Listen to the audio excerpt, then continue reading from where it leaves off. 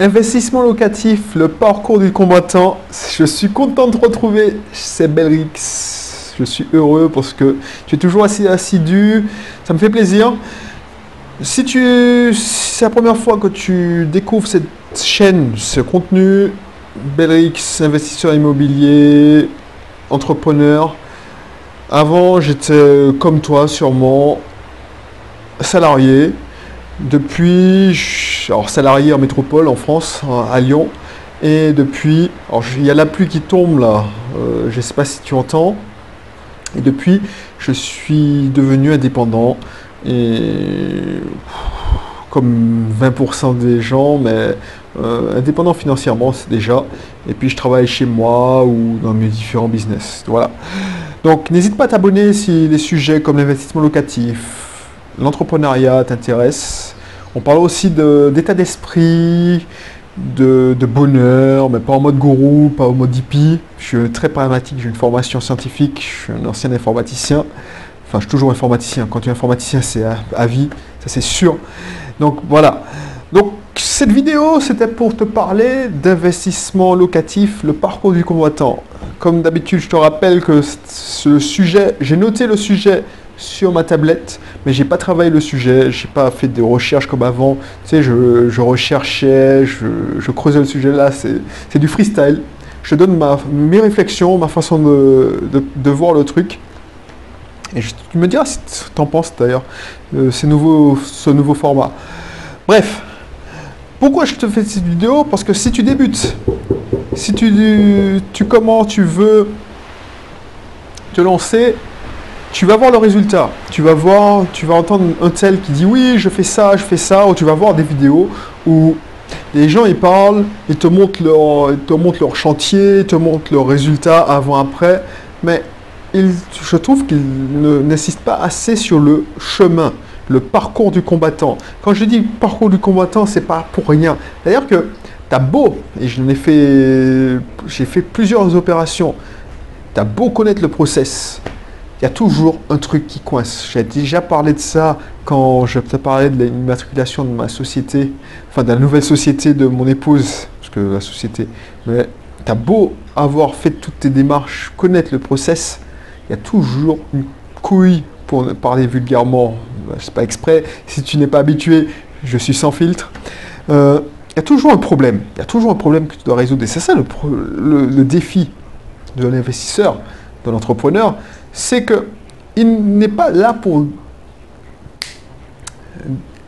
résoudre des problèmes techniques. Comme toi, tu es salarié, peut-être que toi, ton travail, si tu es comptable par exemple, c'est saisir des factures ou équilibrer des chiffres. Ça, c'est ce qu'on appelle des défis techniques, des problèmes techniques. Si tu es informaticien comme moi, mon travail, c'était, quand je faisais du réseau, du système et des réseaux, dépanner les utilisateurs, résoudre des problèmes système. Quand je faisais des développements, résoudre des problèmes de développement, c'est-à-dire programmer l'ordinateur pour résoudre nos problèmes techniques. Mais là, c'est plus du bon sens, c'est plus de la vivacité d'esprit, et puis surtout une histoire de mental. C'est-à-dire que quand l'obstacle arrive, tu es tout seul et tu ne dois pas paniquer.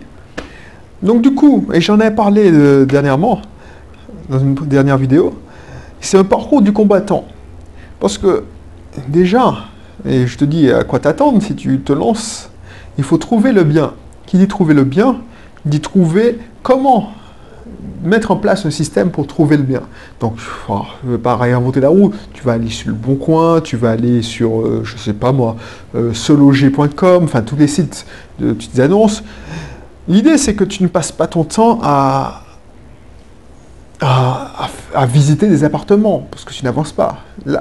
Et en plus, c'est un process, et tu vas gagner que quand tu iras au bout.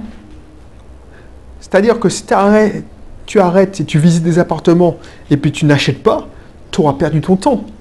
Contrairement à quand tu es salarié, où même si tu ne vas pas au bout d'un projet, ça n'a aucune conséquence sur ton salaire. Donc du coup, tu dois trouver le logement, négocier le logement, obtenir le financement. Si tu as des travaux à faire, trouver l'artisan, surveiller l'artisan. Ensuite, quand c'est bien fait, quand le logement est prêt à être loué, faire l'annonce, trouver le bon locataire, ça, c'est un parcours du combattant. Et même quand tu as trouvé le financement, tu penses que tes affaires sont belles, comme on dit chez moi. C'est-à-dire que ouais, le mec, il m'a fait un accord de prêt, donc je vais recevoir l'offre de prêt par la poste, et puis je devrais renvoyer dans 11 jours. Toi, tu dis, bon, j'ai fait les trucs comme d'habitude. Tu penses que tes affaires sont belles et que tu surveilles pas, eh ben, détrompe-toi, mon gars, ou ma fille, si c'est une fille. C'est que tu devras surveiller. Est-ce que le banquier traite ton projet? Parce que avant d'obtenir l'offre de prêt, il y a un certain temps de latence où tu dois bien être sûr qu'il traite ton projet. Quand tu envoies l'offre de prêt, tu dois gérer aussi avec le notaire et que le notaire traite bien l'offre de prêt. Il faut appeler, je te conseille d'appeler parce que ça m'est arrivé, surtout quand tu achètes en fin d'année, il y a toutes les défiscalisations qui arrivent. Donc les notaires, ils s'en foutent de ton petit projet d'appartement meublé là. Attends, il y a des défiscalisations à faire, donc ton dossier il passe à la trappe. Donc il faut presque harceler les gens. Donc c'est un parcours du combattant. Et je te raconterai ça en détail dans ma cursus d'approfondissement, puisque c'est mon pack Super Immo. Donc si ça t'intéresse, je mettrai déjà le lien du cursus offert sur l'investissement locatif. Donc tu auras accès à d'autres contenus privés, d'autres livrets privés. Et puis si tu souhaites par la suite approfondir, tu auras 8 cas d'études où je te raconte parce que tu vois, c'est jamais la même chose. Mais toujours arriver un obstacle, une difficulté à surmonter, et qu'on a surmonté, mon épouse et moi. Et il y a toujours, et si tu verras, je te donne des enseignements, des cas d'études, comment je les ai surmontés. Pas parce que je te veux me la péter, c'est que mon expérience peut te servir, parce que tu peux apprendre par toi-même. Mais si tu n'as pas de chance, si tu as un problème où tu n'as pas le même recul, ou tu n'as tout simplement pas le temps parce que tu travailles, tu es occupé, et tu n'as pas envie d'apprendre à la dure comme moi j'ai fait, et ça fait mal, eh ben, tu peux approfondir et tu vas apprendre dans mon expérience. Parce que pour apprendre, pour bien investir, il y a un oiseau qui est en train de... Je ne sais pas si tu l'entends, mais il me déconcentre. Donc, pour survivre, pour apprendre à investir, pour investir avec succès, il faut apprendre. Et apprendre, soit tu apprends la dure, par toi-même, soit tu apprends des autres, de l'expérience des autres. Voilà. C'est ce que je voulais te dire. Donc, ne crois pas que c'est si facile que ça. Je ne dis pas que c'est insurmontable. Tu as déjà vu, il y a plein de personnes qui achètent. Mais acheter une résidence principale et faire un investissement locatif, ça n'a rien à voir. Donc, prends le temps, sache-le, et puis, si tu as apprécié cette vidéo, fais-le moi savoir. N'oublie pas de t'inscrire dans mon cursus sur l'investissement locatif, c'est offert, c'est gratuit. Tu sais, mon objectif, c'est déjà te tendre une main et que tu sois tellement satisfait de cette main tendue que tu dis, ah ben, j'ai trouvé quelqu'un qui va me tirer, donc je suis prêt à lui faire confiance et lui donner, je sais pas, le suivre dans ses formations d'approfondissement. Voilà. Donc voilà, c'est tout ce que je savais te dire pour aujourd'hui.